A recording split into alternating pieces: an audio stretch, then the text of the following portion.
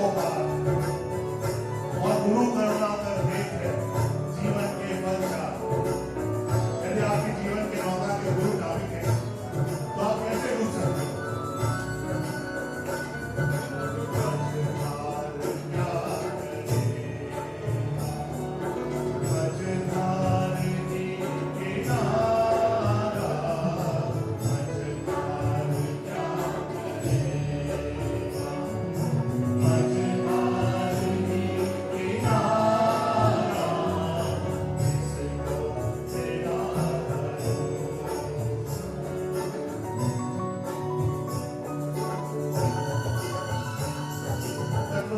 हो?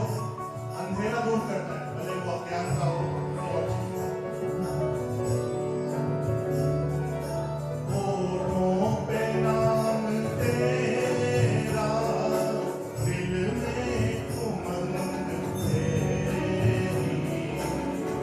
होठों पे नाम तेरा, दिल में उमंग तेरी। होठों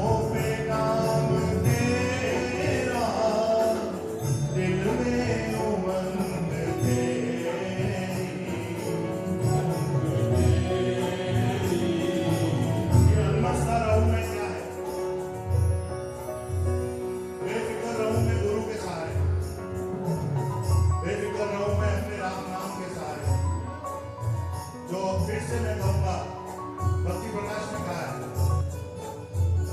कि वन अटवी गिरी शिखर पर, वन अटवी गिरी शिखर पर और घोर विपद के बीच राम भरोसे मैं फिरूं निर्भय आंखें बीच। जय हो। अलमस्त सा रहूं मैं, छाई तरंग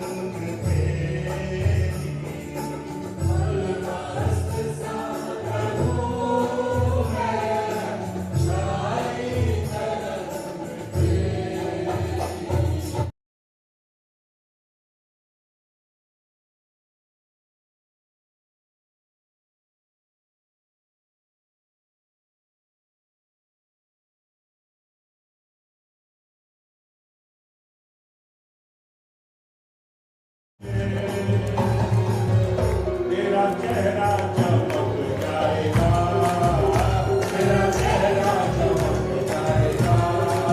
ओ जरा मुख से तू, ओ जरा मुख से तू, जरा मुख से तू बोल के दे, जरा मुख से तेरा चमक जाएगा। ओ ना कहने से चमक जाएगा,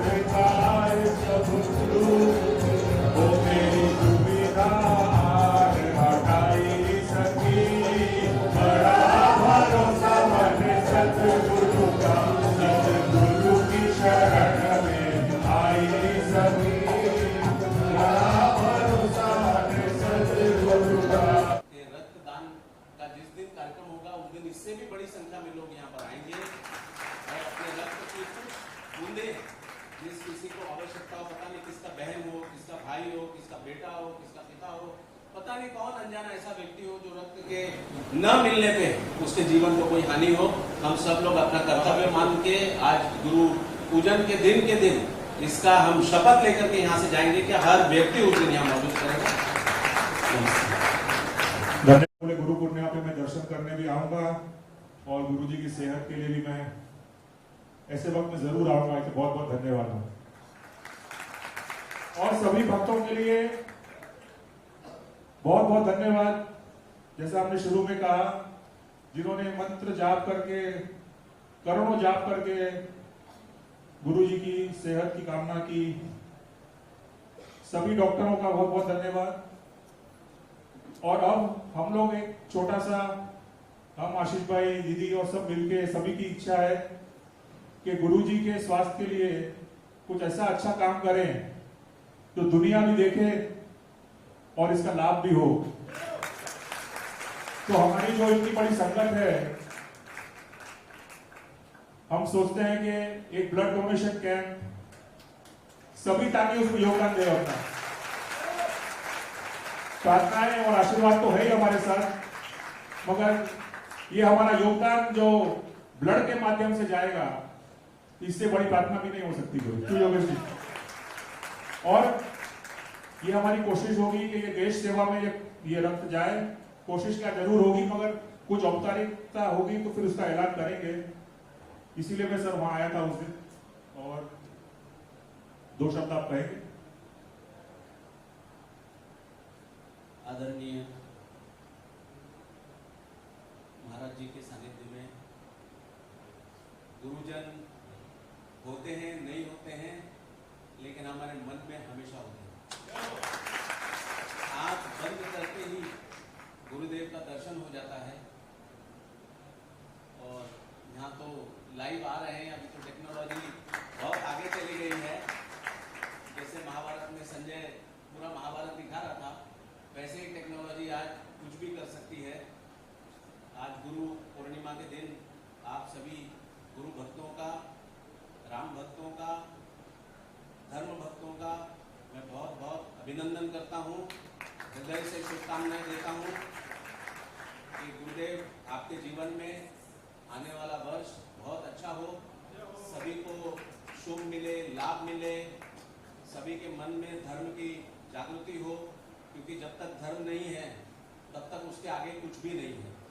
पहला जो सीढ़ी है वो धर्म की है और हम सभी धार्मिक व्यक्ति हैं, इसलिए बाकी सारी चीज़ों को छोड़ करके हम यहाँ बैठे हैं, गुरु जी का आशीर्वाद प्राप्त करते हैं। जिसको गुरुदेव का आशीर्वाद प्राप्त हो जा रखा है उसकी खुद का जीवन तो अच्छा हो ही जाता है, लेकिन आने वाली 7 पीढ़ियों का वो खुद और उसके उन सब के जीवन के लिए कल्याण करता है। वो जो गुरुदेव के सामने हाथ जोड़ करके और जो भी मन में सोचता है, मैं देखता हूँ जो भी हिंदू धर्म को मानने वाले लोग हैं वो अपने लिए कुछ नहीं मांगते हैं।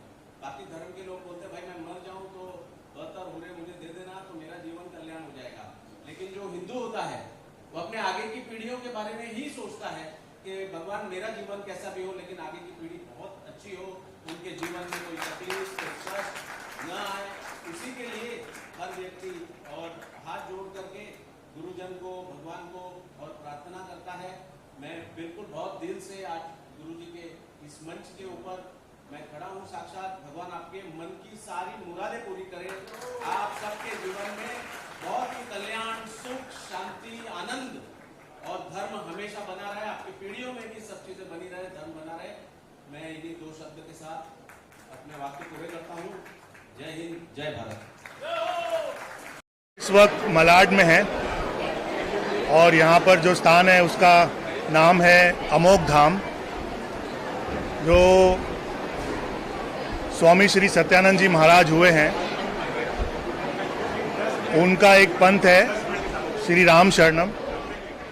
राम नाम की दीक्षा से और राम नाम का सत्संग यहाँ पर होता है। और बम्बई में मेरे दादाजी आए थे, स्वामी श्री ईश्वरदास जी महाराज, और करीबन आज से 70 साल पहले यहाँ पर शुरू हुआ था, बड़े छोटे से रूप में एक कमरे में। और उस वक्त 2 या 3 व्यक्ति टोटल सत्संग में आया करते थे। उसके बाद आज ये यात्रा है यहाँ पर 70 साल बाद। उनके ब्रह्मलीन होने के बाद गुरुदेव श्री राजेंद्र जी महाराज ने ये सत्संग की बागडोर संभाली है। इस गुरु पूर्णिमा पे उनका स्वास्थ्य अच्छा न होने के कारण वो यहाँ पर सत्संग पर through the live telecast screen पर थे, जैसा आपने देखा होगा। यहाँ आ नहीं पाए। हमें उम्मीद थी कि वो आएंगे, लेकिन क्योंकि स्वास्थ्य बहुत ज़्यादा ख़राब था, 1.5 महीना हॉस्पिटल में रहे, इसीलिए वो यहाँ पर आज उपस्थित ना हो पाए। तो सत्संग यहाँ पर गत 70 वर्षों से बम्बई में चल रहा है। अमोघ धाम को करीबन बने हुए 23 साल या 22 साल, इस तरह से 22-23 साल के बीच में हो गए हैं, और हज़ारों लाखों भक्त यहाँ पर हमारे सत्संग से जुड़े हुए हैं। राम नाम, राम प्रेमियों का, गुरु प्रेमियों का ये सत्संग है। एक अमृतवाणी की पुस्तिका जो हमारे महाराज जी ने रची है। तो आज हमारे लिए इम्पोर्टेंस इस बात की है कि जिसे कहते हैं इंग्लिश में एनलाइटमेंट, और महाराज जी के टर्म्स में उसे हमने कहा है साक्षात्कार दिवस। उनकी अपनी वाणी है सन 1925 में, सन 1925 की व्यास पूर्णिमा पर, जो कि उस दिन की तारीख थी 7 जुलाई 1925। उसमें प्रातः में जब वो ध्यान लगा के बैठे थे डलहौजी के आसपास, तो उनको उस वक्त एक नाद सुनाई पड़ा जिसमें कि गूंजा उन्हें राम मंत्र। और उससे पहले उन्होंने कई तरह के प्रयोग किए धर्म के विषय में, कई तरह की फिलॉसफीज से जुड़े, कई तरह के धर्म उन्होंने पढ़े, उन्हें जानने की कोशिश की, कई आश्रमों में रहे। उसके बाद उनका, जिसे कहते हैं कि ये मोमेंट ऑफ क्लैरिटी और एक परमात्मा का साक्षात्कार हुआ, और उस दिन का दिन है और आज ये समय है। तब से वो राम पंथ शुरू हो गया। एक इष्ट उनके बन गए राम, और राम नाम का उन्होंने पूरा उस जमाने में ज़्यादातर प्रचार उत्तर भारत में किया, और उसके बाद फिर ये प्रचार आज पूरे विश्व में होता है। उसके कुछ समय बाद उन्होंने एक रचना की जो कि अपने आप में एक महाकाव्य राम नाम पर माना जाता है, जिसका नाम है अमृतवाणी। बड़ी छोटी सी सरल सी पुस्तिका है, लेकिन हम भक्तों का ये मानना है कि उसमें जीवन का हर परिस्थिति का, हर प्रॉब्लम का, हर अच्छी बात का सल्यूशन है।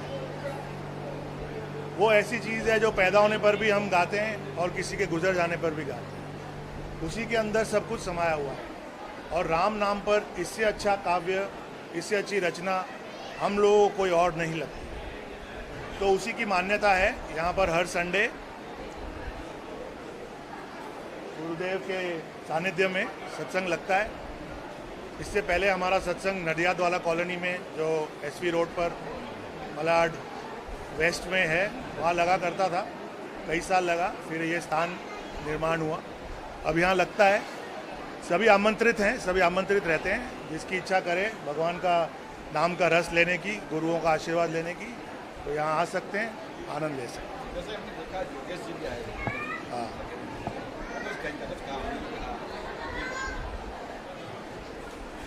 उन्होंने गुरु की महिमा के बारे में बयान किया, और ये बताया कि जो धर्म प्रेमी लोग हैं, जो गुरु के भक्त लोग हैं, उनके लिए ये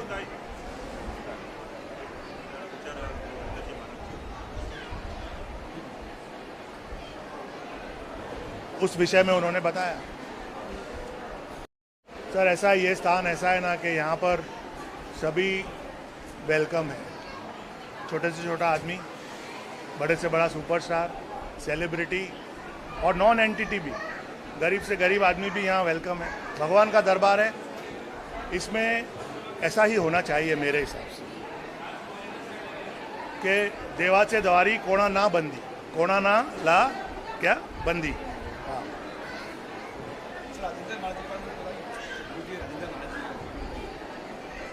राजेंद्र जी महाराज जी बहुत अपने पिताजी श्री ईश्वरदास जी महाराज की वजह से बहुत छोटी सी उम्र से ही इस राम नाम से जुड़ गए।